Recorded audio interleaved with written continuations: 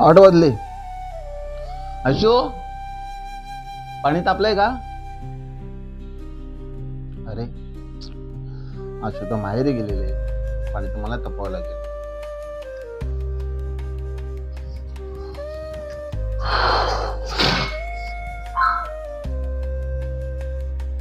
जेव्हा बायको होती तेव्हा बायको झाडू मारायची, आणि बायको माहेरी असल्यामुळे घराची साफसफाई सुद्धा मलाच करावी लागते.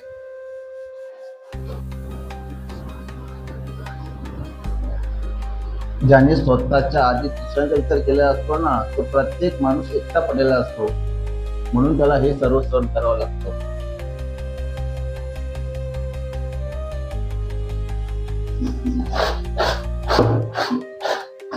बायको माहेरी असली की स्वतःचे कपडे स्वतः धुवावे लागतात.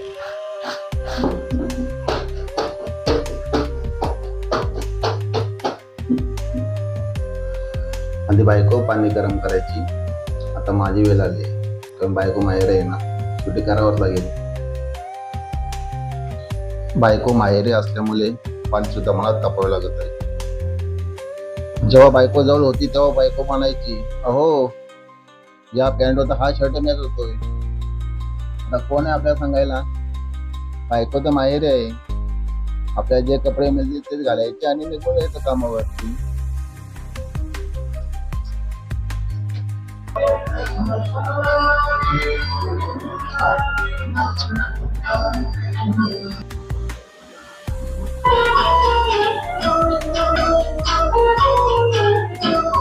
अशोक,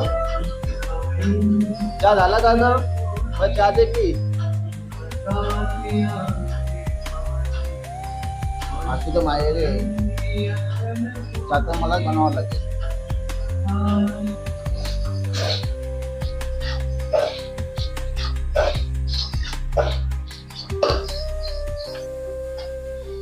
हा झाला आपला चहा.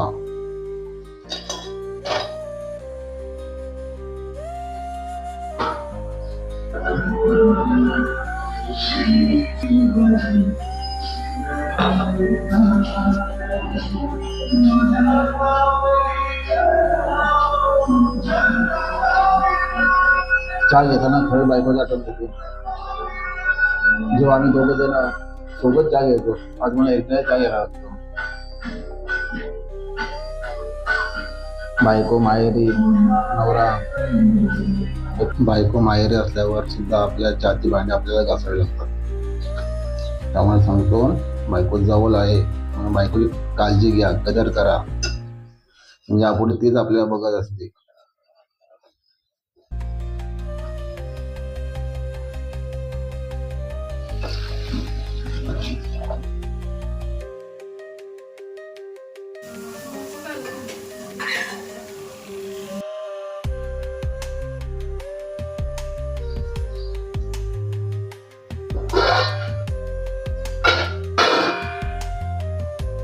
बायको तर माहेरी आहे, मला टिफिनचं काय, सकाळी चहा प्यायचं आणि निघून जायचं.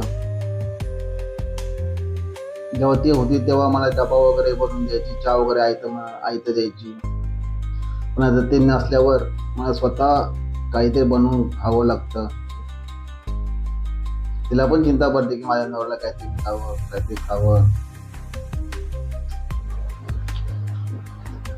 संसार हा दोघांचा असतो, म्हणून नवरा बायकोने एकमेकांना समजून घेतलं की संसार सुखाचा होतो. बायको माहेरी असते आणि नवरा त्याच्या घरी असतो, तर बायकोने मनपूर्वक कसं वागावं हे नवरा बायकोवर अवलंबून असतं. अंतर किती असलं तरी प्रेम, विश्वास आणि आपुलकी जपणं महत्वाचं असतं. बायकोने नवऱ्याशी प्रेमाने बोलणे, त्याची विचारपूस करणे, आदराने आणि जिव्हाळ्याने वागणे हे नातं अधिक मजबूत करतं. माहेर असो वा सासर, प्रेमाचा धागा कायम मजबूत असावा. दूर असलं तरी मनाने जवळ राहून नात्यात गोडवा जपावा.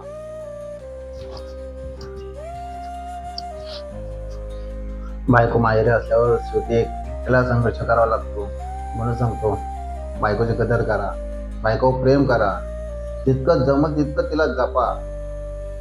तीच आपला एक आधार आहे, म्हणून त्याला कधी झोपवू नका.